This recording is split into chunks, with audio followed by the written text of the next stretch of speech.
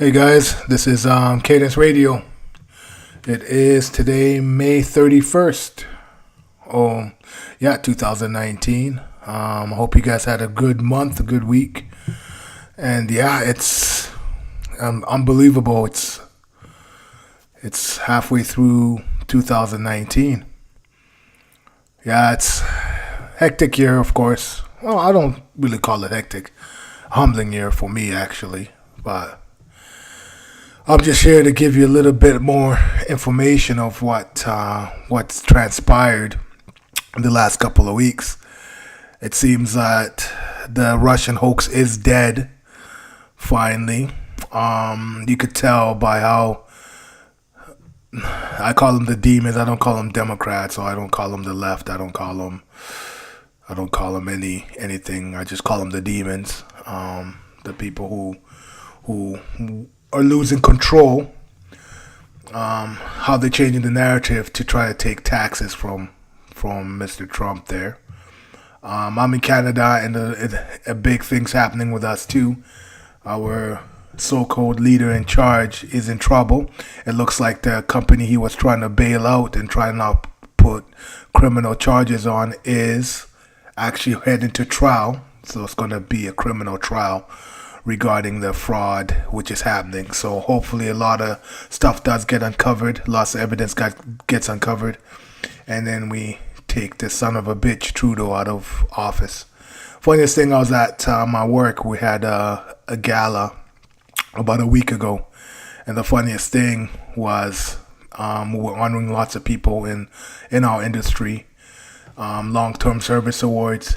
And one presenter came up to the stage, and the funniest thing was he's like, yeah, we have another Trudeau in our midst as prime minister. And like that, he's like 40 years ago, his dad was fighting Alberta for oil, and now it's like deja vu all over again. Now his son is doing the same exact thing. And it's funny to me, like these people, how it is, you're picked in the Western political landscape, I call it. I think you're pretty much assigned and picked. I'm pretty sure they want to bring someone from the group in, and they disguise what they call elections and voting and everything like that. And sometimes it might work, sometimes it doesn't. I have a feeling in USA it finally did work when Mr. Trump did win. Lots of stuff was turned upside down, and you can see how many people are against him, especially the media themselves down there, how they're trying to take this guy out, how they have these negative negative stories on him, and they're just getting sloppy. But this is the last thing they can really do is try to spread that propaganda, try to spread lies, and try to kick this guy out. But hopefully our person gets kicked out. Hopefully we get a good person, a good prime minister up in here. You could see it. It's happening all over Europe. Lots of people are kicking these oligarchs out. I call them oligarchs. I don't call them elites. I just call them the criminal demons they are. And they had the finger on the pulse, but they don't have the finger on the pulse anymore. And it's a good sight to see. Once Europe is broken up, once the EU is done, you're going to see a lot of changes coming through. For me, my prediction would be that it's going to be, moving forward, it's not going to be globalization where people are migrating to get the best jobs, to do that, and then all of a sudden, you have people in sardine cans, lots of people dying of starvation, dying of poverty and stuff. It's not going to happen that way anymore. I got a feeling in about 5 to 10 years, it's going to be the Silk Road, they call it, that lots of countries are going to be nationalized. They're going to have their own resources. They can come to the negotiating table with their own stuff and basically build their economy independently while partnering up with the world. It's going to become almost like not globalization, nothing like that. I think it'll be a global economy, but a more nationalistic feel to countries. Canada could be their own, doing whatever they're doing, selling it, and it's basically not getting siphoned off by these oligarchs. and you can tell they're losing the pulse on the finger. You can tell with all these little deals going around, it's happening. So I seen in the news, one of the biggest one is still after Kim Jong Un saying that it executed some of his commanders after the summit. So they're making it as if this guy's crazy. But one of the best people, I was listening on SGT report, and he put it in very layman's terms. Reason why these generals got executed, I think, is because they tried to cause treason. They tried to cause They tried to have treasonous acts, trying to take down that country. They had a side deal going on. Didn't want to do whatever the deal is, and they paid the price for that. And that's what I think is happening in the United States. There was a coup happening with Mr. Trump there, and it's about to be exposed. Everybody thinks that this is just like propaganda news. You see it right now. These investigations are going in. I just read a big breaking news on my Twitter feed that there's a criminal grand jury, and they're going to be calling Comey, they're going to be calling Stroke, they're going to be calling all these people to testify. They're going to invite them to testify and see what they tell this side, or do whatever they need to do, tell the side. But these guys already have the evidence. They want to see if what these guys did. And that's the reason why that narrative died down. And the thing about it, what the weirdest thing is it's not on the States. This was a global operation. Italy was in it.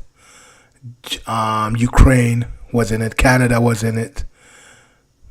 England, Australia, all those ones. It was a big, huge one to take this guy, to Mr. Trump, out. The reason why they wanted to take him out, he's not part of the group. He ain't part of that club. And that's the reason why you see that visceral on him right now. And what I gotta say is it's some good things coming, guys. It's going to be glorious what's gonna happen here. You know, we get some sort of freedom back, and we get to control our own destinies. And it's time for us to stop working and not seeing us go any further. It's ridiculous.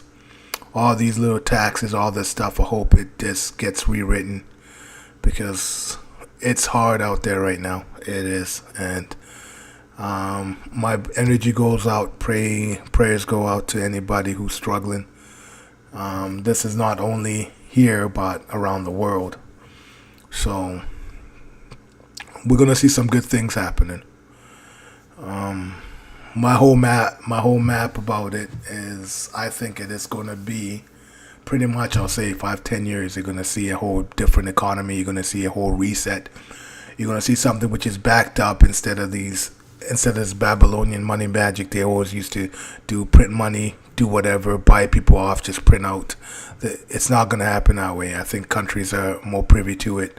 There'll be more countries working together, but they'll keep their nationalistic values while working with each other. That's the biggest thing. People are scared about this war with Iran, Iraq, Saudi Arabia. All it is, guys, is I don't think Mr. Trump is not a warmonger at all.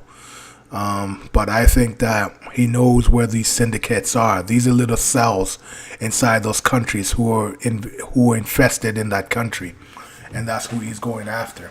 And they're plotted all over the world. And these guys work under the shadows. But I'm not saying that. I think Trump is privy to it, but I think the team who is supplying him with all this information, I think these guys have been to war with these demons for a very long time, and it's coming to fruition right now. And when it happens, you guys are gonna see something which is grand. And I'm glad that I'm gonna be in this lifetime to see what's gonna happen and this truth being exposed. I always tell my friends, they always tell me that I talk crazy. I'm a conspiracy nut. I'm this or that. Maybe I am, but right now I think I got my finger on that pulse right now, and the research I've been doing, the articles I've been reading on either side too. It's just like I get information from the mainstream media. I go to alternative media and research the newspapers, research some documents and all that. And it's just basically, it's a big game. That's all it is. It's a big game. It's a big power struggle. And if you really look very carefully, you will know which team plays for, which people play for which team. And it's hilarious to see, you know. And I don't want to be a fly. I want to be a fly on the wall, but I also want to give you guys some information regarding this. I know I blab on a little bit, but I really want to get some people on my podcast. I haven't had a good interview here for, let's say about 6 months or so. Maybe, 6, maybe 4 months. But I wanna do that. I want to really get somebody else's view on this and see how that goes. But we're gonna see. We're gonna see some great stuff happening in this world right now. Preview for it. I hope you guys are staying healthy. And like I said, if you guys have a chance, research what I'm researching. Come to Cadence Radio. I'll try to update you as much as I can. I might do a little bit of rant here and there, but if you don't want to hear me rant on, I'll give it some people to really look for. SGT Report is one, Jordan Sather is another one, Dustin Emos, Sarah Westall is pretty good, you know. Dave Janda is probably very informative because he's been an insider for Washington for a very long time, and also Benjamin Fulford, David Wilcock. And David, you gotta bring out your article, man. You said you was gonna finish it this week, and you've been saying that since January.